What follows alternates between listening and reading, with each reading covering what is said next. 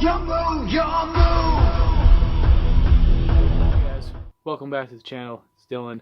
Today we got a special little order from Japan Post. I really love the packaging.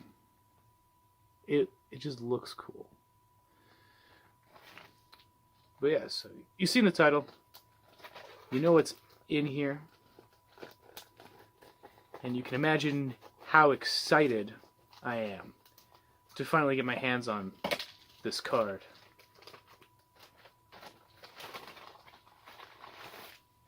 Ooh. Okay.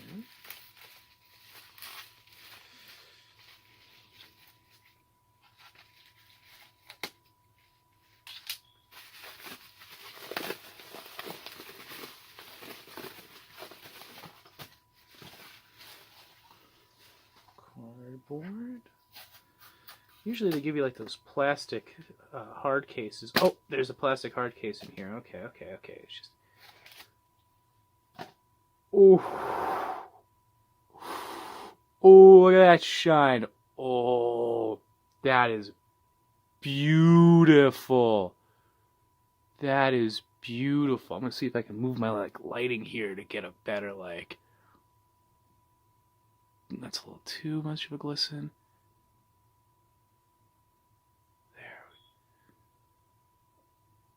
That is beautiful. Look at that. Oh, I'm gonna have to change my pants. Oh, that's beautiful. That is absolutely beautiful. This is the 20th secret rare shooting Quasar Dragon. That they gave me a little light trap tricks back. That's nice. That's nice. But yeah, this is the 20th secret rare shooting Quasar Dragon from the final challenge pack, I believe is what it's called. So it's a little hard to see, but here, if you angle it a certain way, I'm not sure the camera can really pick it up. You'll see the kind of 20th anniversary OCG logo. His name is in a crimson red. Not sure how well you can see that, but it is a nice crimson red. And then the foiling, it's just amazing, especially for like Quasar's art, right? Because he's like in space. So this is beautiful. I love it.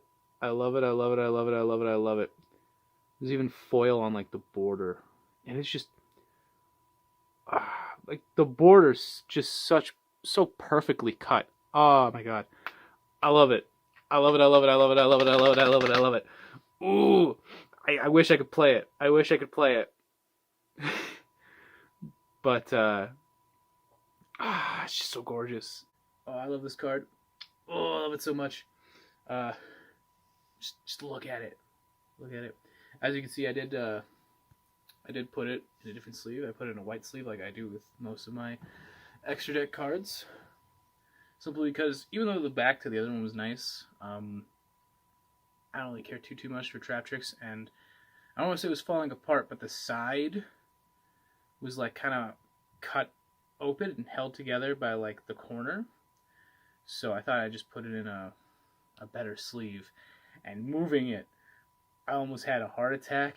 It's like as if it was glass. Like, just get in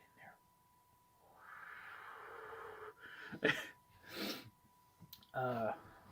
But yeah, I paid. Take a guess. How much I paid to import this here from Japan, and also just for the card itself. Almost $150 for this. I could have got a place at a sign at mining for this. But I don't know when or if they'll do a 20th secret rare for Quasar in the OCG, in the TCG, or anything kind of like it. especially since I love the foil. It works so much for Quasar because it's arts in space. I love the crimson writing for his name. And take like just a little bit of time to explain why I love Quasar so much and why I really want him. So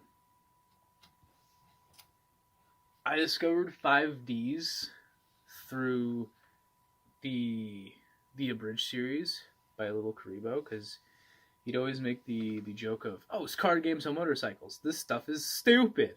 So I decided I'm going to watch this for the memes and see how awful this show is.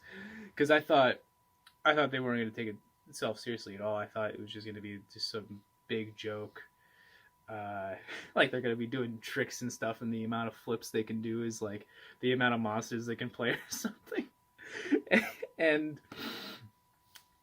And I was pleasantly surprised that it didn't take itself as a joke. It didn't take itself too seriously, but it didn't present itself as a joke either. And I really liked Yusei as a character. I really liked the storytelling in it.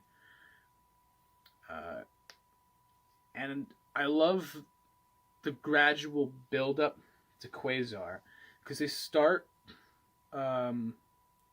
with Yusei not having Stardust, and then he gets Stardust, and a big motivation to why he needs that Stardust not only is to get his friends out of the satellite, but, by the way, major spoilers for 5Ds, but also, from a narrative standpoint, it's like the visualization of Yusei trying to find himself and who he is after his loss to Jack in a flashback, and Jack giving him that advice on how he doesn't believe in every single one of his cards. So when he finally does win the Stardust back, that's a visualization of his growth as a character. And then as Stardust kind of evolves, quote unquote, and he gets Shooting Star, that's another visualization of his character growing as he kind of still bears that sort of personal responsibility for the Eder D incident that was caused by his dad and primarily Roman.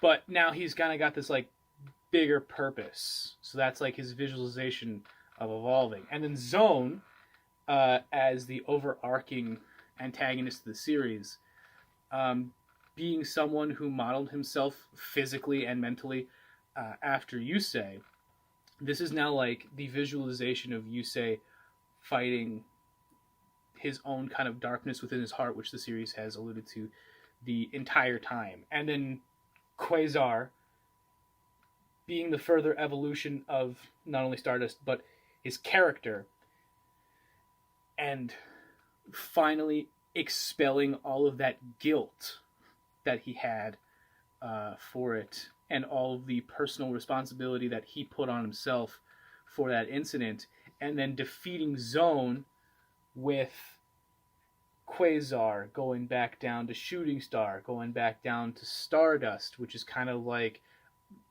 visually a representation of him finally getting over it and then kind of going back to his roots and defeating Zone. It's a perfect symbolization of that. And I feel like Zone is one of the best done overarching antagonists in the series, not so much for the character that he is, even though I do love the character that he is, but more so for how he ties into Yusei and how he completes his arc throughout the entire series. And it's just great that it was able to have this kind of like full circle story, and then the final duel with Jack where he decides that he's going to stay in New Domino City to prevent anything from like that happening again, so that way he'll never have to kind of go through that guilt again, but also to protect those people, is really cool. It's really cool. And then just his design, I really love his design. And this is going to sound like a weird mashup of things, but he kind of reminds me of like a cross between Reshiram from Pokemon, the mechs from Evangelion, And if anyone even knows what this is, the Sacred Bahamut card from Elemental Monster Online, which was an online card game that I played on the PS3. And yes, it's called Elemental Monster and not Elemental Monsters. I don't know why they made that call, but they did, and it's weird. But yeah, so that was me fanboying over why 5Ds is the best series. And also explaining why I love Quasar so much. Also, he's just so cool, and his effects are so awesome. He gets to attack multiple times. He's an Omni Negate. He floats into Shooting Star, even though you're never really going to use that. And he just looks so cool!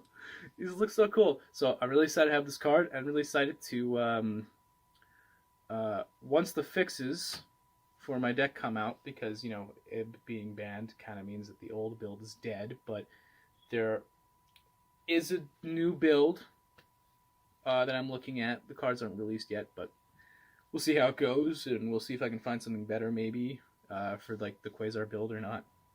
It's perfectly fine though. It'll be basically the exact same as the old one in terms of like how strong it is. And go to my locals and go, hey, I have the TCG legal card, but I really want to use this. It's okay. Is it okay, please? And I'm never taking out of this thick plastic, so. But yeah, so that's my story with Quasar. And again, he's just so beautiful. Oh my god. But yeah. Thanks for watching.